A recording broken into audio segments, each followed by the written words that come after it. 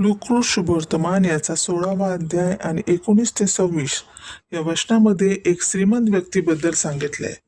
त्याच्या भारी कपड्याबद्दल, त्याच्या श्रीमंत लाईफस्टाईल बद्दल.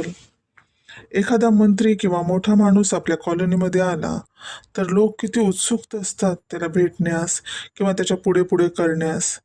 अशीच अवस्था त्याची असावी. नोकराने भरलेलं घर, हाजी हाजी करणारे लोक. पण दुसरीकडे बघितलं तर एक गरीब व्यक्ती, इतका गरीब की त्याला कोणी अपदेश नव्हते, मित्र नव्हते, एकटाच होता बिचारा. त्याला फॅमिली देखील नव्हती. पण त्याच्या नावाचा उल्लेख शास्त्रामध्ये केलाय, लाजर.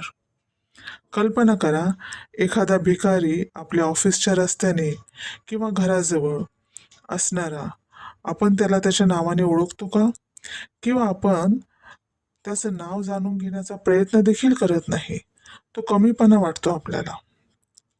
पण परमेश्वर त्याची निर्मितीला ओळखतो, त्याच्या लेकरांना नावाने बोलावतो. मग तो गरीब असो, लाचार असो किंवा भिकारी का असो. एकदा मनामध्ये विचार आला की देवा, नेहमी नेहमी अनाथाश्रमात, वृद्धाश्रमात जाणे किंवा सेवा करणे शक्य नाही. त्याच्यासाठी तू निवडलेले लोक आहेत आणि ते उत्तम प्रकारे सेवा करतात. आणि खूपच उत्तम प्रकारे याचा उलगडा झाला तो असा की गरिबांना शोधण्यास वृद्धाश्रम किंवा अनाथाश्रम या जाण्यापेक्षा तुझ्या गेटजवळ जे गरजू आहेत, निराधार आहेत, तेच तुझ्यासाठी लाजर आहेत. श्रीमंत व्यक्तीने संधी गमावली दया करण्याची,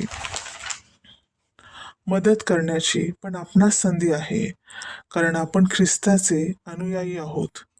जर आपलं हृदय गरिबांना पाहून पिळवटत नाही तर स्वतःला ख्रिस्ती म्हणवण्याचा आपणास अधिकार नाही.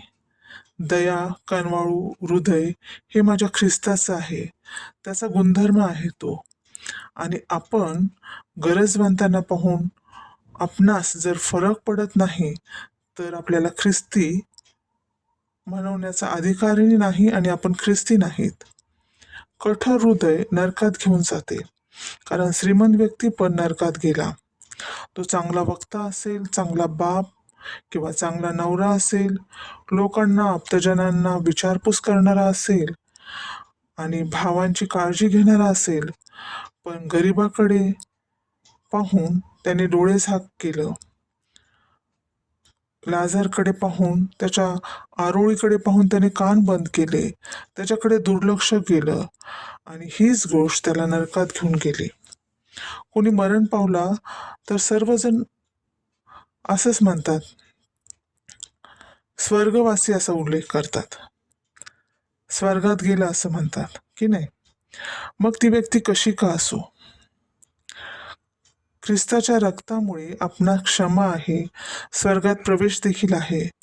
पण केवळ तेव्हाच जेव्हा आपण खऱ्या अर्थाने पश्चातापी होऊन येशूच्या मागे चालतो, त्याला स्वीकारतो तेव्हाच. श्रीमंत व्यक्ती नरकामधून लाजरसला स्वर्गात पाहत होता. स्वर्ग आणि नर्क ह्या दोहांमध्ये काही सिस्टीम आहे का एकमेकांना बघण्याची? मला नाही माहीत, ते देवाला माहीत आहे. मला फक्त सांगायचं एवढंच आहे की आपल्याकडे लिमिटेड वेळ आहे. जन्म आहे तर मृत्यू देखील असणार. म्हणून देवाला आवडेल असं जीवन जगूया. येशूनेही सांगितलंय, त्याच्या वचनाची घोषणा करा. गरजवंतांना केलं ते येशूला केल्यासारखं आहे. म्हणून देव करो त्याचं आवडतं लेकरू बनण्यास आपणा सर्वांस सहाय्य करो. येशूच्या नाव, आमेन.